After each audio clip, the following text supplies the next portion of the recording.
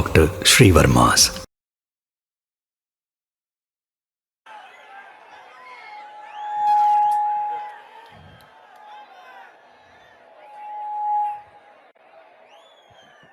பொன்மனச்சம்மல் புரட்சி தலைவர் எம்ஜிஆர்,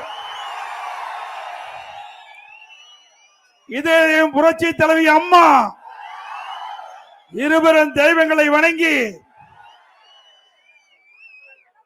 இந்த பெண்ணாகரம் சட்டமன்ற தொகுதியில் இருக்கின்ற அத்தனை வாக்காளர் பெருமக்களும் இந்த பாப்பாரப்பட்டி இந்த பகுதியிலே குழும்பி எங்கே பார்த்தாலும் கடல் போல் மக்கள் வெள்ளம் காட்சி அளிக்கிறது. அடுத்த ஆண்டு நடைபெற்ற சட்டமன்ற பொது தேர்தலில் அனைத்து இந்திய அண்ணா திராவிட முன்னேற்ற கழக தலைமையிலே அமைக்கப்படுகின்ற கூட்டணி வேட்பாளர் வெற்றி பெற்று விட்டார். இந்த நிகழ்ச்சியின் வாயிலாக திரு ஸ்டாலின் அவர்களே, இங்கே பெண்ணாகரம் சட்டமன்ற தொகுதி பாப்பாரப்பட்டியில பார்த்துக்கிட்டு இருப்பீங்க. மக்களுடைய வெள்ளம் ஆரவாரம் பார்த்து கொண்டிருப்பீர்கள்.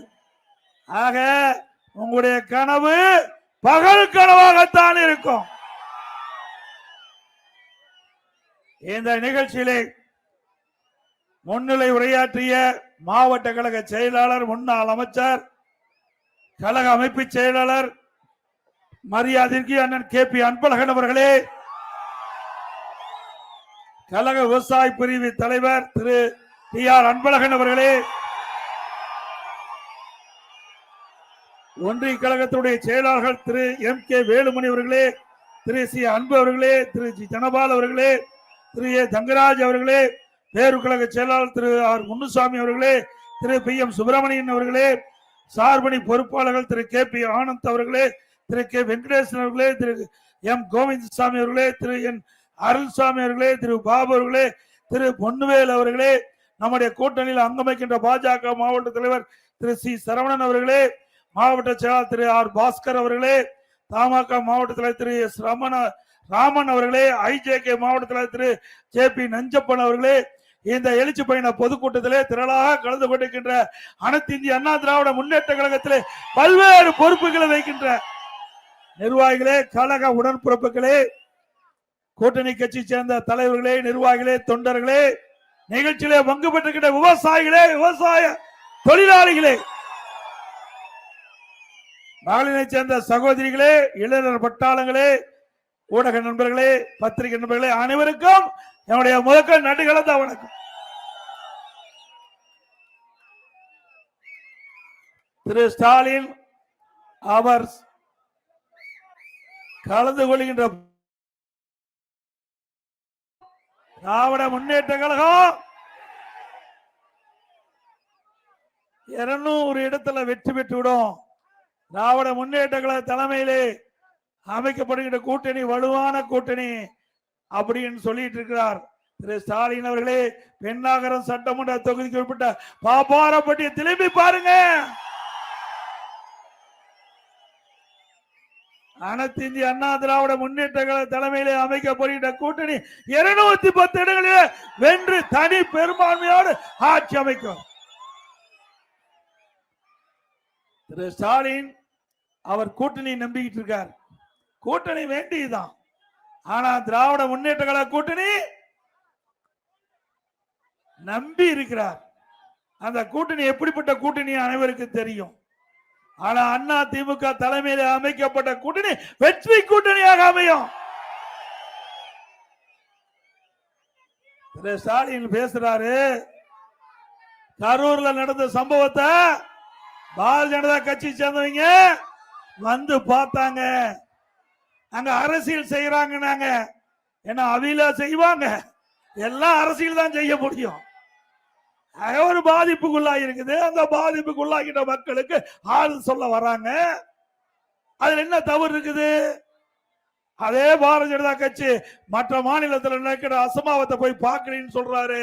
நீங்க இந்த மாநிலத்தினுடைய முதலமைச்சர் ஸ்டாலின் அவர்களே, கள்ளக்குறிச்சியில 68 பேர் விஷசாராயம் குடித்து இறந்தார்களே, நீங்க போய் பாத்தீங்களா? உங்களுடைய திமுக ஆட்சி, முதலமைச்சர் ஸ்டாலின் தமிழ்நாட்டு மக்கள் அவர்கள் விஷசாராயம் குடித்து இறந்திருக்கிறாங்க. அவர்கிட்ட போய் ஆறுதல் சொல்ல வக்கு இல்லாத முதலமைச்சர் இன்றைய முதலமைச்சர் ஸ்டாலின். ஆக தமிழ்நாட்டு மக்களை ஒருபோதும் இந்த அரசாங்கம் பாதுகாத்தது கிடையாது. பாதுகாத்திருக்காங்களா? மக்களா பாதுகாத்துக்கிட்டா தான். மக்களா பாதுகாத்துக்கிட்ட இந்த அரசாங்கத்தை நம்பி பிரயோஜனம் இல்ல. மக்கள் விழிப்போடு இருக்கிறார்கள். இனி இந்த அரசாங்கத்தை நம்பி பிரயோஜனம் இல்ல. ஆகவே மக்கள் தங்களை தாங்களே பாதுகாக்கக்கூடிய சூழ்நிலை இந்த ஆட்சியில பார்க்கப்படுகிறது. பெண்களுக்கு பாதுகாப்பு இருக்குதா? சிறுமிக்கு பாதுகாப்பு இருக்குதா? பாட்டியம்மாவுக்கு கூட பாதுகாப்பு இல்லை. இப்படிப்பட்ட கேவலமான ஆட்சி தமிழகத்தில் நடந்து கொண்டிருக்க என்பதை நாம் எண்ணி பார்க்க வேண்டும். இதே அனைத்து இந்திய அண்ணா திராவிட முன்னேற்ற கழக ஆட்சி சட்டத்தின் ஆட்சி நடைபெற்றது. ஆனால் தமிழகத்தில் சட்ட சந்தி சிரிக்கின்ற அளவிற்கு இந்த ஆட்சி நடைபெற்றுக் கொண்டிருக்கிறது. இந்த ஆட்சியாளர்கள் இன்றைக்கு அதிகாரத்தை தான் பார்க்கின்றார்களுடைய மக்களை பார்க்கவில்லை. மக்கள் படுகின்ற துன்பத்தை இவர்கள் பார்ப்பதாக தெரியவில்லை. இன்றைய தினம் இந்த ஆட்சி ஏற்பட்ட பிறகு கடுமையான விலைவாசி உயர்வு, அரிசி விலை உயர்ந்தாச்சு, பருப்பு விலை உயர்ந்தாச்சு, எண்ணெய் விலை உயர்ந்தாச்சு. அதை கட்டுப்படுத்த இந்த அரசாங்கத்தால முடியல. ஏழை மக்கள் துடி துடித்துக் கொண்டிருக்கின்றார்கள், வேதனைப்பட்டுக் கொண்டிருக்கின்றார்கள். அந்த வேதனை எல்லாம் ஆட்சியாளர் கண்ணுக்கு தெரியவில்லை. குடும்பத்தில் இருக்கின்றவர்கள் அதிகாரத்துக்கு வர வேண்டும். அதுதான் ஸ்டாலினுடைய எண்ணம். மக்கள் ஓட்டு போட்ட மக்களை பற்றி கவலைப்படாத முதலமைச்சர் இன்றைய முதலமைச்சர் ஸ்டாலின் என்பதை எண்ணி பார்க்க வேண்டும். அது மட்டுமல்ல, திரு ஸ்டாலின் 5 முறை வெளிநாடு பயணம் மேற்கொண்டிருக்கார். 5 முறை. ஒரு முறை வெளிநாடு பயணம் போய் தொழில் முதலீட்டு ஈர்ப்பதா போனாரு. தொழில் முதலீட்டு ஈர்க்கல, தொழில் முதலீட்டு செய்ய போனாரு. அங்க போய் சைக்கிள் ஓட்டிட்டு இருக்கார். எங்க? வெளிநாட்டுல போய் சைக்கிள் ஓட்டுறார். அத தொலைக்காட்சியில காட்டுறாங்க. இப்படிப்பட்ட அவல ஆட்சி தொடர வேண்டுமா? இதுக்காக உங்களுக்கு ஓட்டு போட்டு முதலமைச்சர் ஆக்கி இருக்கிறாங்க. வெளிநாட்டுல போய் சைக்கிள் ஓட்டுறதையா மக்கள் பார்த்துட்டு இருக்காங்க. மக்களுக்கு என்ன திட்டத்தை கொண்டு வந்தீங்க? வெளிநாட்டுல எவ்வளவு முதலீட்டு ஈர்த்தீங்க? எத்தனை புரிதல் ஒப்பந்தம் போட்டீங்க? அதை கேட்டா தொழில்துறை மந்திரி வெள்ள காயத்தை காட்டுறாரு. எந்த விதத்துல நியாயம்? திரு ஸ்டாலின் அவர்களே அண்மையில ஜெர்மன் நாட்டுக்கு போனீங்க. அப்ப நிருபர்ல சந்திச்சீங்க. அப்ப என்ன செய்தி வெளியிட்டீங்க? திராவிட முன்னேற்ற கழகம் ஆட்சி பொறுப்பேற்று 922 புரிந்துணர்வு ஒப்பந்தங்கள் போடப்பட்டன. 10 லட்சம் பேர்களுக்கு இதனால் வேலை கிடைக்கும் என்று அறிவிப்பை கொடுத்தீங்க. அதோட 77% புரிந்துணர்வு ஒப்பந்தங்கள் நிறைவேற்றப்பட்டதாக சொன்னீங்க. அப்படி 77% புரிந்துணர்வு ஒப்பந்தம் நிறைவேற்றப்பட்டா 25 லட்சம் பேருக்கு வேலை கிடைச்சிருக்குன்னு சொன்னீங்க. கிடைச்சதா? பெண்ணாகரத்துல எத்தனை பேருக்கு வேலை கிடைச்சது? கிடைச்சிருக்குதுங்களா? அத்தனையும் பச்சை பொய். மக்களுக்கு உண்மையை மறைத்து செய்தி வெளியிடுறார்.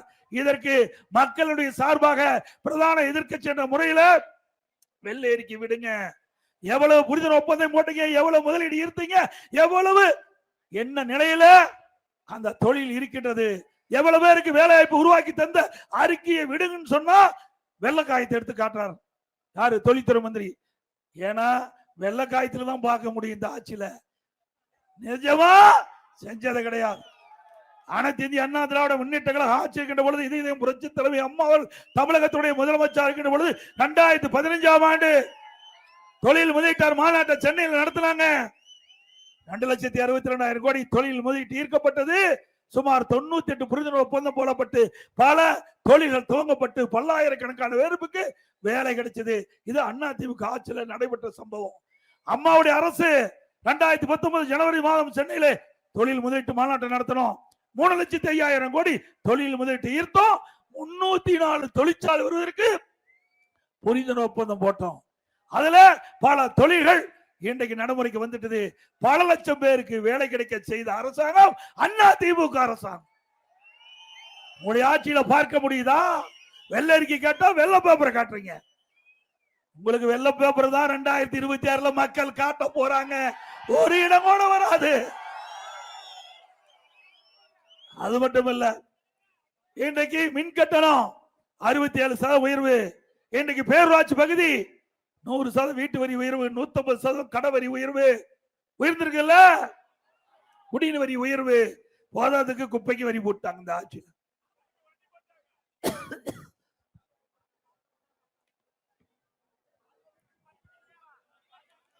அதோட இன்றைக்கு இது கிராமம் சூழ்ந்த பகுதி, முழுக்க முழுக்க விவசாயம் நிறைந்த பகுதி. விவசாயம் தானே, நானும் ஒரு விவசாயி. உங்களையெல்லாம் சந்திப்பதே மகிழ்ச்சி. விவசாயத்தில் என்ன கஷ்டம், நஷ்டம், துன்பம், துயரம் என்பதை அனுபவ நீதியாக நான் பார்த்து கொண்டிருக்கின்றேன். விவசாயத்தையும் விவசாயிகளையும் விவசாய தொழிலாளியும் காப்பதுதான் எங்களுடைய அரசாங்கத்தினுடைய பிரதான கடமை. இந்த விவசாயிகள் பாதிக்க கூடாது என்பதற்காக விவசாயிகள் தொடக்க வேளாண் கூட்டுறவு பயிர்களை வாங்கிய கடன், விவசாயிகள் தொடக்க வேளாண் கூட்டுறவு கடன் சங்கத்திலே வாங்கிய பயிர்கடன் 2 முறை தள்ளுபடி செஞ்சார். 2 முறை தள்ளுபடி செஞ்சார். விவசாயிகள் மின் மோட்டார் எந்த நேரத்தில் மேய்க்கலாம், அதற்காக மும்முனை மின்சாரம் விவசாயிகளுக்கு 24 மணி நேரம் கொடுத்தோம். அது மட்டும் குடிமராமத்து திட்டம், ஏரி குளம் குட்டை அனைத்தும் குடிமராமத்து திட்டத்தின் மூலம் அதை ஆழப்படுத்தணும். விவசாயிகளுக்கு இலவசமா அந்த வண்டல் மண் கொடுத்தோம். இது அதிமுக ஆட்சியுடைய சாதனை. வறட்சி, விவசாயிகள் பாதிக்கப்பட்டா நிவாரணம். அதே போல இயற்கை சீற்றம், புயல், வெள்ளம் வந்தா அதற்கு நிவாரணம் விவசாயிகளுக்கு. அதே போல விவசாய தொழிலாளி பசு வீடுகளை கட்டி கொடுத்தோம். விளையிலா கரை மாடு, விளையிலா ஆடு, விளையிலா கோழி, கிராம பொருளாதாரம் உயர விவசாய தொழிலாளி கொடுத்தோம். இது அதிமுக ஆட்சியில கொண்டு வரப்பட்ட திட்டம். அதோட கிராம சூழ்ந்த பகுதி, இந்த கிராமத்துல ஏழை மக்கள் நிறைந்த பகுதியில 2000 அம்மா மினி கிளினிக் திறக்கப்படும் என்று அறிவிக்கப்பட்டு இந்த பெண்ணாகரம் சட்டமன்ற தொகுதி தருமபுரி மாவட்டத்தில் பல இடத்துல ஏழை மக்கள் வசிக்கின்ற அந்த பகுதியில அம்மா மினி கிளினிக் கொண்டு வந்து அதை திறந்தோம். அதனால ஏழை மக்கள் அந்த பகுதியில் ஏதாவது நோயாப்பட்டா அந்த மருத்துவமனைக்கு போய் சிகிச்சை பெறுகின்ற சூழ்நிலை உருவாக்கி தந்தோம். அதை ரத்து பண்ணிட்டாங்க திமுக ஆட்சியில. மீண்டும் அதிமுக ஆட்சி வந்த பிறகு 2000 அம்மா மினி கிளினிக்ல 4000 அம்மா மினி கிளினிக் திறக்கும். இன்னைக்கு இந்த கிராமத்தில் இருக்கிற மக்கள், இந்த ஏழை எளிய மக்கள் அதிக அரசு பள்ளியில் தான் படிக்கிறோம். அப்படி அரசு பள்ளியில் படிக்கின்ற மாணவர்கள் மருத்துவராக வேண்டும், அவருடைய கனவு நனவாக என்பதற்காக அம்மாவுடைய அரசு 7.5% உள்ளிடஒதுக்கீடை கொண்டு வந்து நிறைவேற்றி இன்னை தினம் அரசு பள்ளியில் படிக்கின்ற 3,81,000 மாணவர்கள் 2,818 பேர் இந்த 7.5 உள்ளிடஒதுக்கீட்டுல தேர்வு செஞ்சு இன்னைக்கு மருத்துவக் கல்வி கிடைச்சிருக்குது. இந்த மருத்துவக் கல்வி கிடைக்கப்பட்ட மாணவர்கள் ஏழை குடும்பத்தை சேர்ந்தவர்கள். மருத்துவ கல்வி கட்டணம் செலுத்த முடியவில்லை.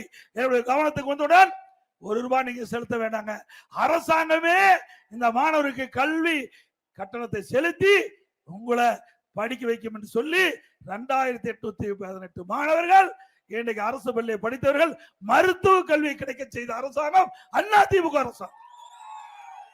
இப்படி ஒரு திட்டத்தையாவது ஏழை மக்களுக்கு கொண்டாந்துருக்கீங்களா? கொண்டாந்தாங்களா? சிந்திச்சு பாருங்க. பொன்மனச்செம்மல் புரட்சி தலைவர் எம்ஜிஆர் இந்த கட்சியை தொடங்கப்பட்டதுடைய நோக்கம் ஏழை எளிய அடித்தட்டில வாழ்கிற மக்களுக்கு அனைத்து அடிப்படை வசதிகளும் செய்து கொடுக்க வேண்டும். அந்த அடிப்படையில் தான் கட்சி துவக்கினாங்க. அவர் மறைந்த பிறகு அம்மா அவருடைய கனவை நனவாக்கினாங்க. இருவரும் தலைவருடைய கனவை இப்பொழுது அதிமுக அரசு இருக்கின்ற திட்டங்களை கொண்டு வந்து நாட்டு மக்களுக்கு அர்ப்பணித்தோம். அதனால இந்தியாவிலேயே தமிழகம் உயர்ந்த இடத்துக்கு வந்தது. இன்றைக்கு இந்தியாவில முதலிடம் சொல்றாரு. அது அதிமுக ஆட்சியில கொண்டு வர திட்டத்தின் மூலமாக தமிழ்நாடு உயர்ந்த நிலைக்கு வந்தது. இன்றைக்கு தமிழகத்திலே கல்வியிலே ஒரு சிறந்த மாநிலம், இந்தியாவிலேயே கல்வியில சிறந்த மாநிலம் தமிழ்நாடு.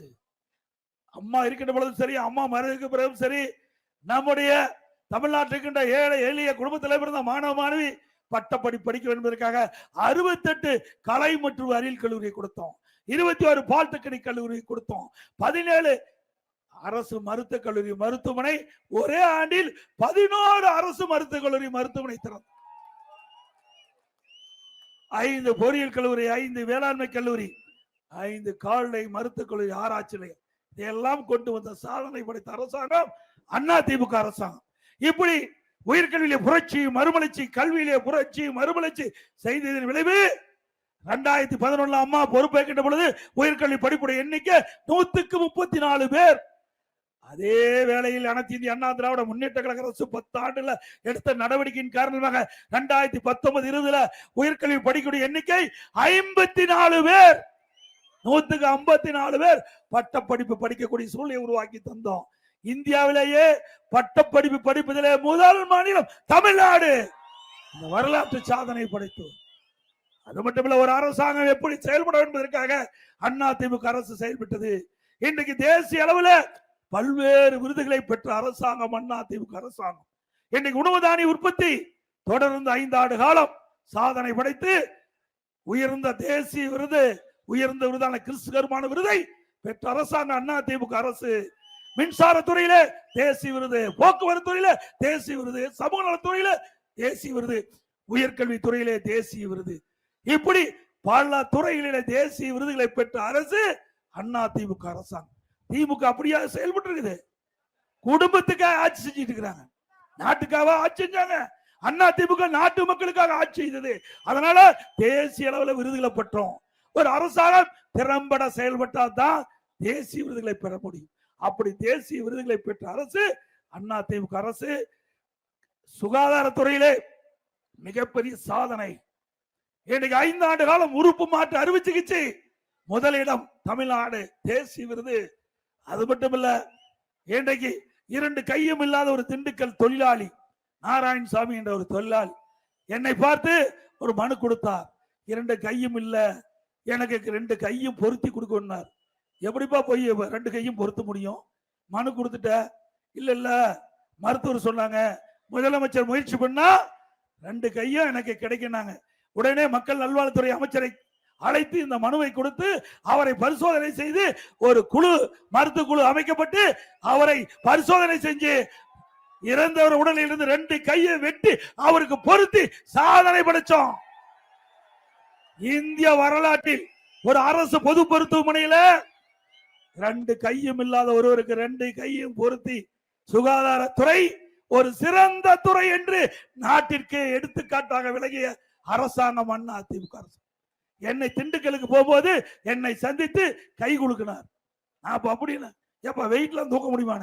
ஒரு 5 கிலோ வெயிட்டை தூக்கி காட்டினார். ஒரு ஆப்பிள்லாம் போட்டு வச்சிருந்தேன், ஒரு 5-6 கிலோ இருக்கும், அதை தூக்கினார். அப்படியே அழகா தூக்கி கொடுத்தார். பந்து விளையாடுறாரு. 2 கை வந்த பிறகு திருமணமாகி 2 குழந்தை இருக்குது. இதுதான அண்ணா திமுக. அண்ணா திமுக எப்படி செயல்பட என்பதற்கு இதுக்கு உதாரணம். கொரோனா காலம் ஒரு கடுமையான சோதனையான நேரம். அந்த சோதனையான நேரம் ஒருவருக்கு பார்க்க முடியல, ஒரு இருந்தார் கூட துக்கத்துக்கு போக முடியல, அவ்வளவு பயம். அந்த காலகட்டத்தில் கூட அண்ணா திமுக அரசு விழிப்போடு இருந்தது. நான் 32 மாவட்டத்துக்கும் சுழன்று போனேன். என்னோடு யாரையும் அழைச்சிட்டு போல.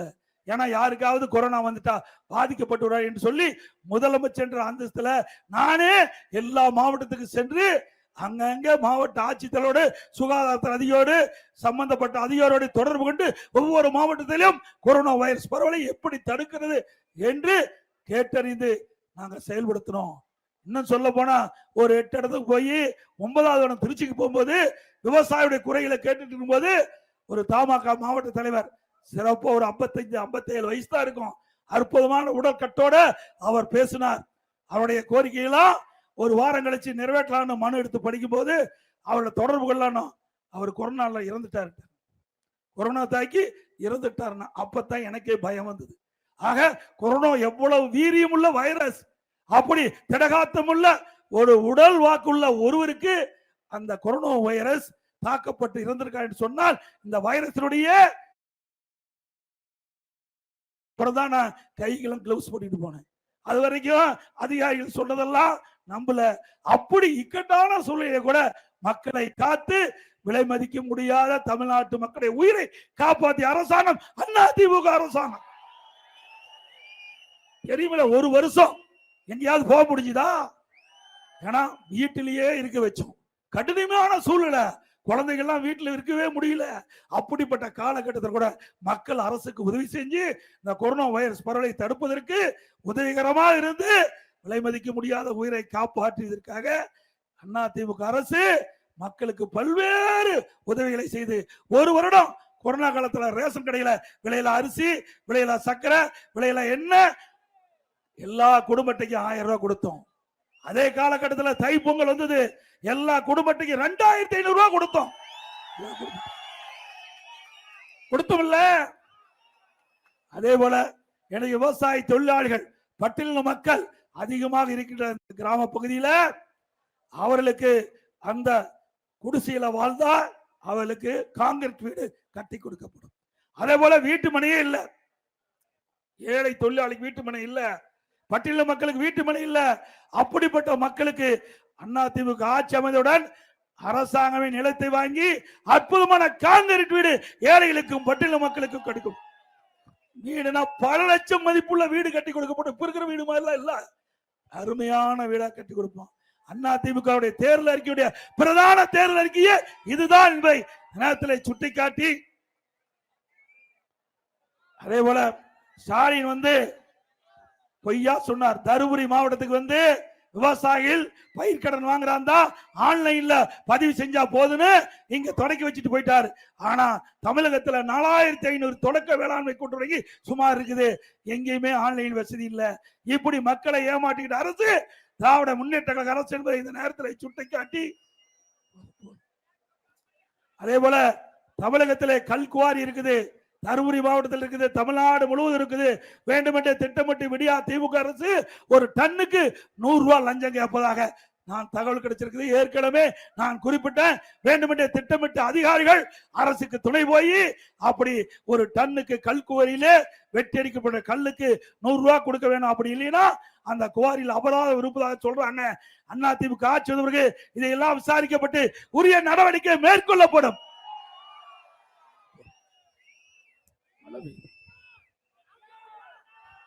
கூட்டத்திற்கு வந்துள்ள கழக நிர்வாகிகள் பாதுகாப்போட வீட்டுக்கு செல்ல வேண்டும் என்று அன்போடு இந்த நேரத்தில் கேட்டுக்கிறேன். அந்த வாகன ஓட்டிகள் நம்முடைய பொதுமக்களையும் நிர்வாகிகளும் பத்திரமா வீடுகளை சேர்க்க வேண்டும் என்று கேட்டு, அடுத்த ஆண்டு நடைபெறுகின்ற சட்டமன்ற பொதுத் தேர்தலில் அதிமுக வேட்பாளர் நிறுத்தப்பட்டால் நம்முடைய வேட்பாளருக்கு இரட்டை சின்னத்திலே வாக்களிக்கும்.